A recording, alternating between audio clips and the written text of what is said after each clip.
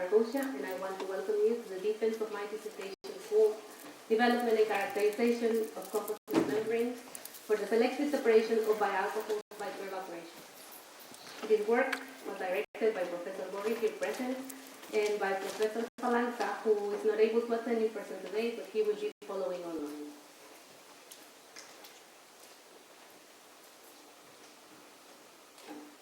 Esta tesis aspira a la mención internacional por la Escuela de Doctorado de la Universidad de Cantabria y por lo que se requiere haber realizado una estancia internacional de 3 meses, reportes de 2 expertos internacionales y la presencia en viva voz de un experto internacional el día de la defensa, en este caso la doctora Moura, así como su elaboración en un idioma extranjero.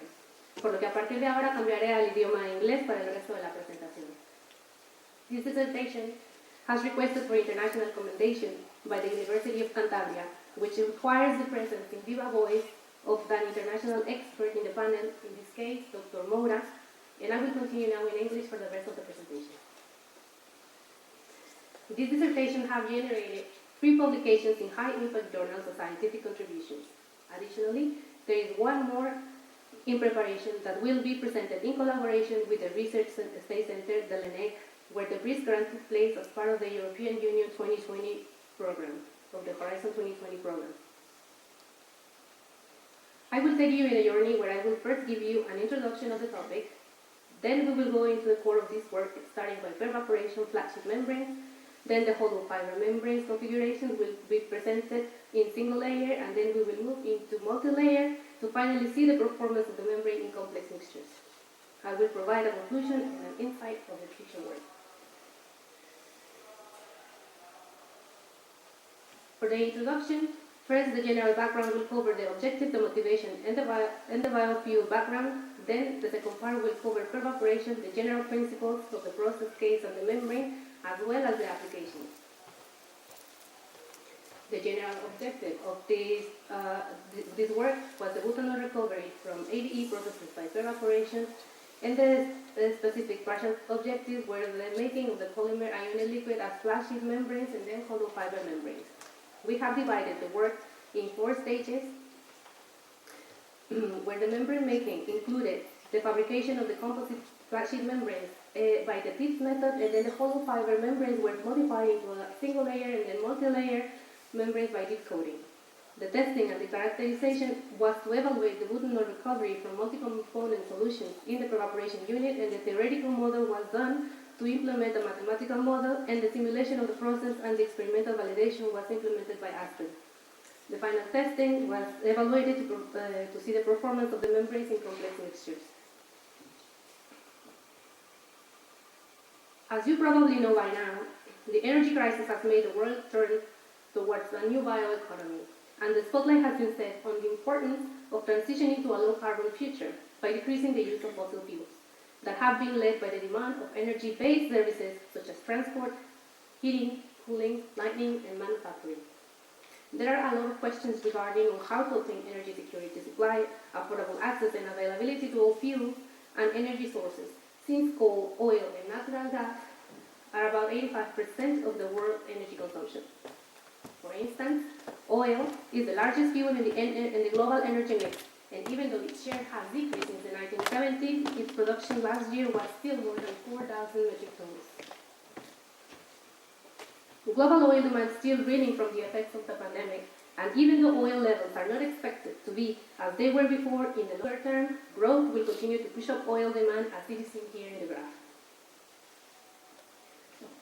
The causes of recent high energy prices are numerous, but they have shown that large and unpredictable increases in the price of oil impact severely fuels like gasoline and diesel. Fuel prices changes are seen since 2010 in this graph relating to market speculation, volatility, and uncertainty for market price of fuels such as gasoline and diesel. But probably you know better on the effects of these price shocks. On the other hand, the ongoing rising population has been, and it will keep increasing, creating overconsumption of energy sources that points to continuous exploitation of resources, conditioning the social, economic, environmental development. This includes the transportation needs that consume fuels. The transport sector makes up roughly 60% of total oil consumption, Therefore, more options are needed. Renewable energies hold the potential to have an enormous impact, but for diversification, the challenge is to make economically competitive technologies for liquid biofuels for transportation.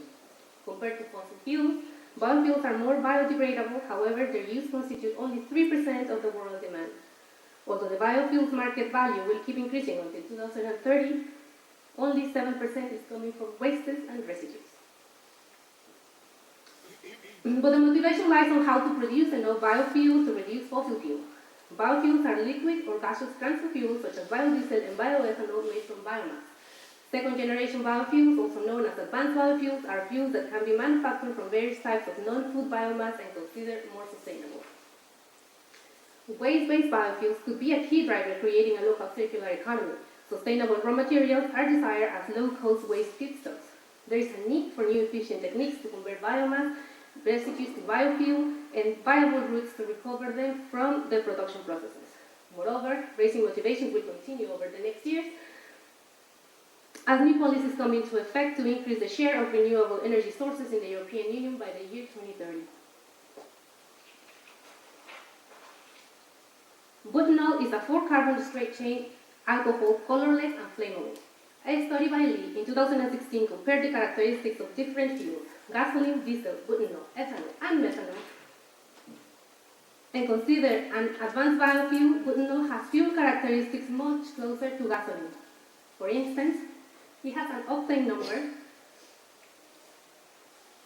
closer to gasoline and energy density better than ethanol, and higher burning efficiency, which can be used for longer distance and can be used without engine modifications in cars. Apart from being a gasoline additive, butanol can be used in different applications of solvents, precursors of drugs, pharmaceuticals, chemicals, and so on. But where does our research fail?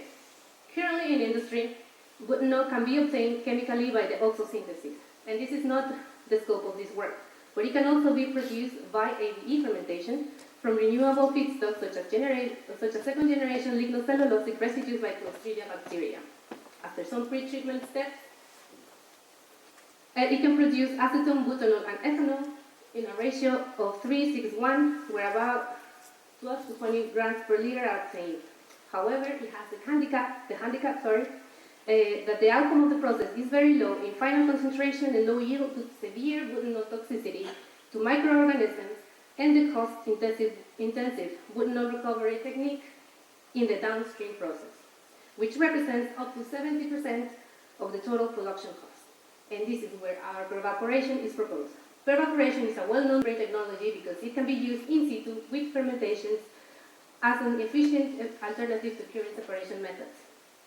Moreover, bioalcoholes such as butanol and ethanol are very common biorefinery products, but their conversion is not easy, and for these biofuels in a biorefinery to be profitable and zero carbon losses, their production has to be considered in co-production with other valuable byproducts such as hydrogen, carbon dioxide, methane, and so on. Like this, butanol can be obtained for a wide range of applications. A study comparing the pervaporation process to other downstream integrating processes for butanol showed that distillation, the most common technique used, provides high purity products, but the energy requirements can be very high compared to pervaporation, making it more advantageous for pervaporation. Among the pervaporation applications, the removal of volatile organic compounds from aqueous mixtures is the one that relates to this work.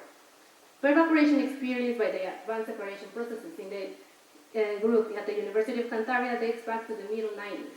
However, related to this work, it starts within the last decade. A first phase by the making of supported ionized liquid membranes for gas separation was done. Then ionized liquid composite membranes for gas separation to form a thin film, very stable one was developed. Later, the membranes were made specifically for pervaporation, and finally, the membrane composition had to be optimized. And this is where this dissertation work takes its starting point by making it its objective. In our pervaporation case, the driving force is based on chemical potential gradient. As the butanol is then absorbed, diffused in the membrane that acts as a barrier, and then dissolved selectively.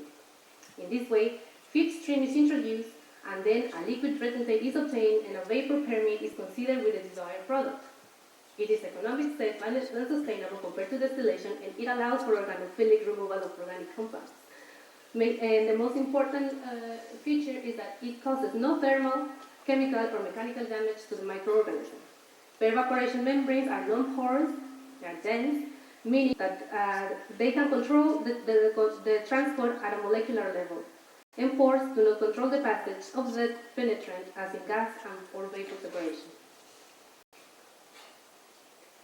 The solution diffusion model is the most widely accepted transfer mechanism for pervaporation.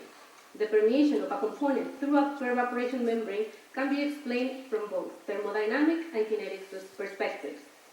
Thermodynamically, it involves the solubility of the component into the membrane material, while kinetically, it engages the diffusion of the penetrant across the membrane. In other words, the molecules dissolve in the constituent material of the membrane and diffuse through it. The separation is based on affinity with the membrane materials, and hence the molecule having higher affinity is absorbed and diffused through the membrane, while the membrane retains molecules that have low affinity.